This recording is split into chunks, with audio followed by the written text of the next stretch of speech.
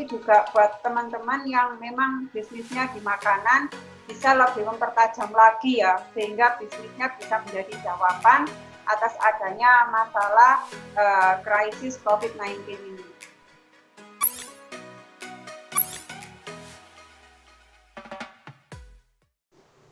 Yang dibekukan apa Mbak? Mie ya? Mie ayam? Mie, ya betul, mie ayam, betul. Mie ayam. Mie ayam, kalau mau bekukan mie ayam, mie-nya mesti dibungkus pakai kertas satu-satu Mbak. Biar pada saat dibekukan, mie itu kan ada udara panas. Kalau ada udara panas, nanti pada saat beku ada di ruangan.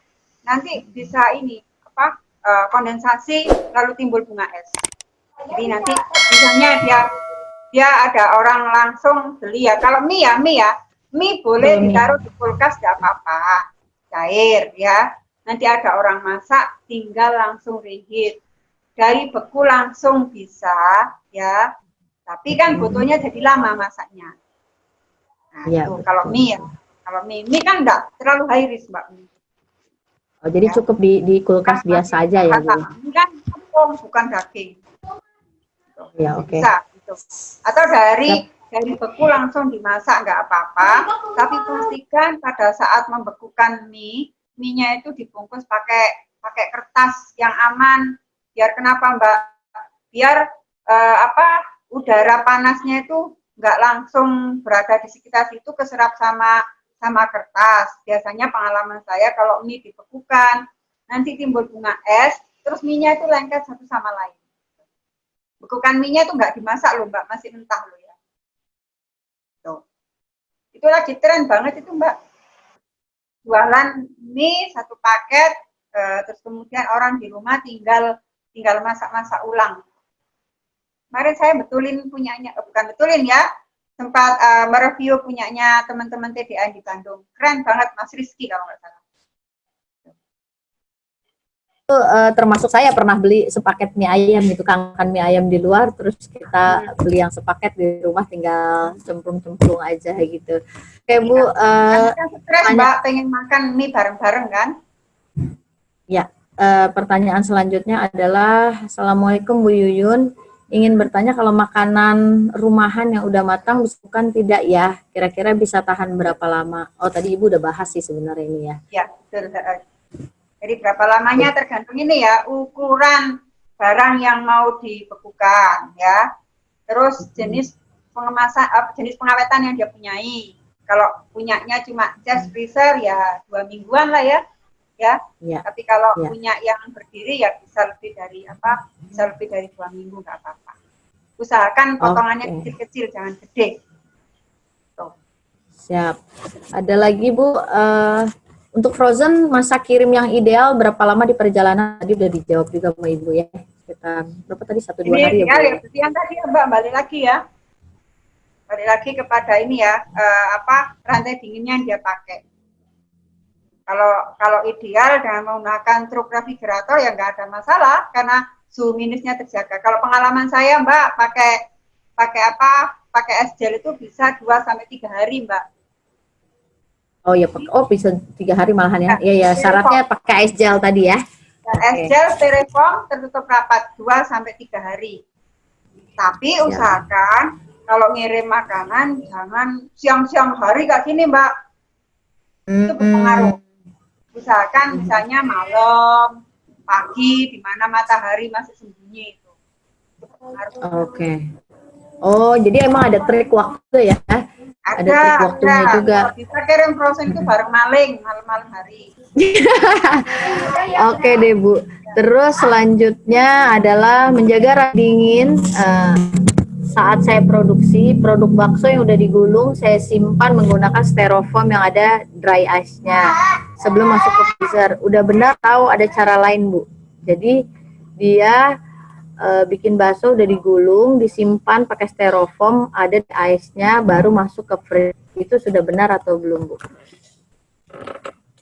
Kenapa nggak langsung ke freezer Mbak?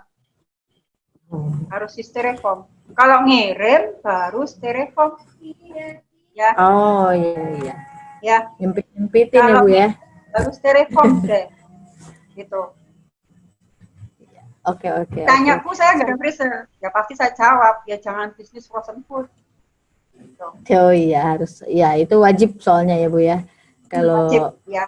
yes, freezer Ya. itu wajib. Oke, pertanyaan selanjutnya adalah Bu Yuyun kalau pakai ice gel menggunakan pengiriman keluar kota tahan berapa ya? Oh ini pertanyaannya sama sudah dijawab tadi ya. Ya, 2 sampai 3 3 hari. hari kalau standarnya terpenuhi ya, gitu. Oh. 20% ya Terus Mbak, 10 sampai 20%. 20 ice gelnya ya Bu ya. Bu kalau ini apa ya pengiriman nggak netes airnya ya? Apa sih dari dingin ke suhu mobil box?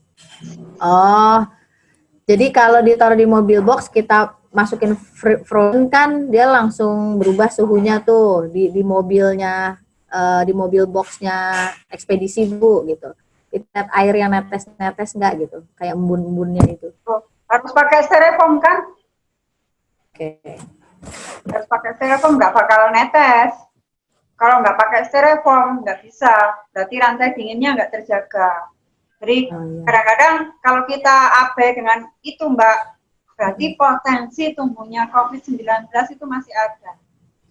Karena ini kalau dalam ilmu food safety, ini adalah titik kritis Mbak. Titik kritis itu artinya adalah ancaman bahaya di luar kendali kita. Karena di luar kendali kita, persiapan kita, kuda-kuda kita itu 4 kali lipat. Sehingga hukumnya harus jelas.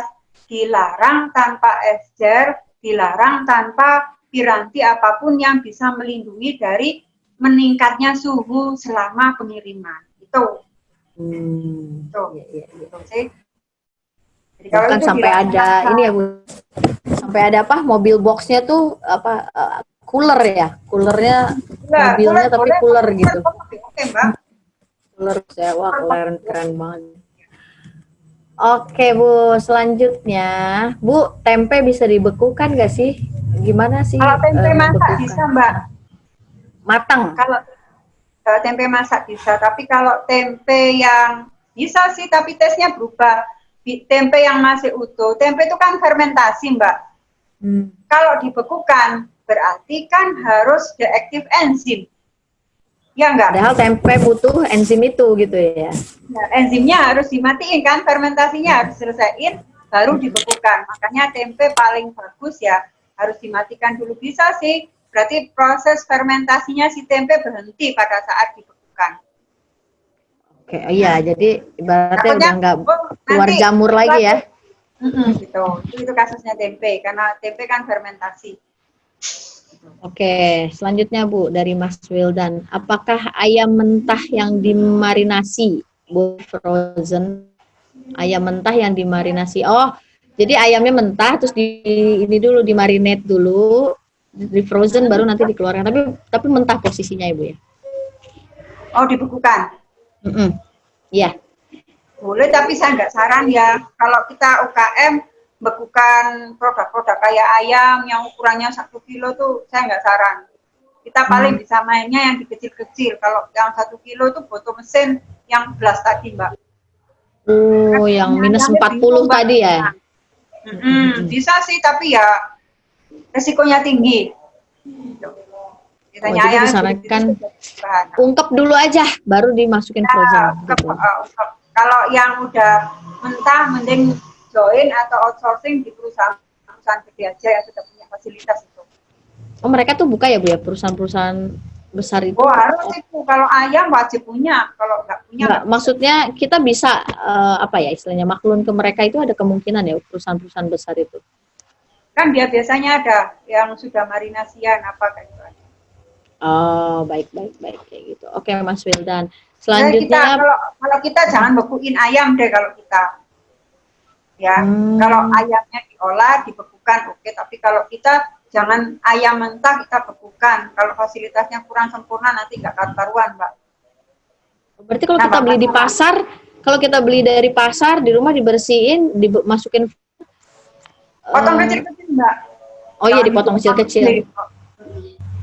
Oh iya, kita kan beli di pasar udah dipotong-potong ya Bu. Oke, kalau makanan yang berkuah santan kayak opor, berapa lama tuh Bu? Karena ada santannya. Boleh, boleh, nggak apa-apa. Boleh ya, yang penting udah dimasak ya. Opornya didinginkan dulu, suhu ruang, masukkan plastik, seal, udah disimpan beku. Oke, aman tuh ya kalau Nanti santan ya. menghidangkannya, potong plastik atau sak plastiknya dimasukkan di perebusan, udah jadi, nggak usah dituangin, nggak apa-apa Mbak. Ya, oh ya oke. Terus Bu, ada yang nanya nih kalau Ibu berkenan, Ibu mau boleh berbagi kontak nggak? Katanya kalau kita mau konsultasi atau tanya-tanya. Silakan ini ikuti ID saya Mbak Yuyun. Oh IG ya, oke. Ya. Ya nanti silakan kalau teman-teman join, pengen ikut kelas saya yang bersifat teknis banget. Teknis banget itu kan per produk Mbak. Misalnya ayam ukep, misalnya sosis, misalnya nugget, itu kan nggak mungkin kita bahas di seminar seperti ini kan. Ya. Ini teman-teman saya share lagi kontaknya Ibu Yuyun ya. Instagramnya sama emailnya mungkin bisa dicatat atau di screenshot, silahkan saya share lagi. Kemudian Bu, pertanyaan selanjutnya ada prospek saya kalau butuh resep silakan di situ. Biasanya kan resep saya belajar ya, konsultasi lah masalah frozen food. Kemudian kalau adonan mentah bisa dibekukan nggak sih? Misalnya adonan somai jadi baru dikukus setelah ada yang order gitu. Dalam adonan mentah ada telurnya, itu gimana? Sebetulnya kurang saran. Biasanya Mbak, adonan itu boleh disimpan tapi di kulkas. Kalau adonan mentah ditaruh di freezer, biasanya itu jadi koagulasi atau Mbak, matang gitu lah, adonannya matang. Nanti kekenyalannya jadi juicy-nya berkurang, agak kering. Tapi kalau misalnya nggak apa-apa Bu, customer saya accept, ya nggak apa-apa. Adonannya dibikin tipis saja Mbak ya, dibikin tipis kayak lembaran beras gitu ya, kan tipis beras baru dibuka. Oke. Ada juga loh yang ini Bu, pernah saya adonan roti kan pakai ragi tuh ya Bu. Terus karena nggak sempat ngerjain hari itu, dimasukin dulu ke kulkas, tapi kulkas biasa, besokannya baru diolah lagi, itu gimana tuh Bu? Oh bisa nggak apa-apa. Ya, nggak apa-apa ya. Freezer aja bisa, cuman kadang-kadang kalau di freezer itu dari nyairinya lama. Gitu. Ya betul. Nah, ada kristal-kristal esnya gitu di dalam adonannya Bu ya. Kalau kayak roti Mbak, roti, brownies, Mbak, bolu, itu 6 bulan saya berani Mbak. Oh oke. Oh gitu ya. Di kulkas apa di freezer Bu? Freezer. Oh di freezer. Adonan roti nggak apa-apa tuh Bu ya? Nah, roti ada kan raginya. Nggak banyak ininya ya. Roti kalau bekukan roti, ini rotinya udah mateng, jangan adonan. Roti udah mateng dimasukin. Ya sempatin, makanya namanya produksinya di planning. Ya betul.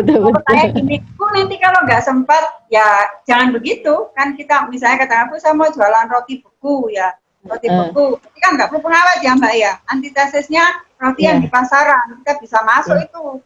Roti beku tanpa pengawet, yang di pasaran itu pakai pengawet Mbak, namanya propionat, buruan ya. Kita beku nggak usah. Jadi roti kita masak, ya kuliku nggak apa-apa, 3/4 nggak apa-apa, baru dikemas pakai plastik PE ya, jangan lupa disil rapat. Salahnya teman-teman, itu kalau roti dibikin di kotak, gitu ya, dibikin di kotak, akhirnya terpapar dengan suhu panas, jadi kering. Gitu. Pakai plastik PE, terus kemudian disil rapat, nanti rotinya kalau mau dimakan Mbak, tinggal towing ulang atau taruh di suhu ruang nggak apa-apa. Halo, oke Bu, pertanyaan selanjutnya apa nih? Membekukan seafood ada perlakuan tambahan nggak? Seafood yang bahan baku ya? Bahan baku atau gimana? Yang mentah kayaknya Bu, seafood mentah.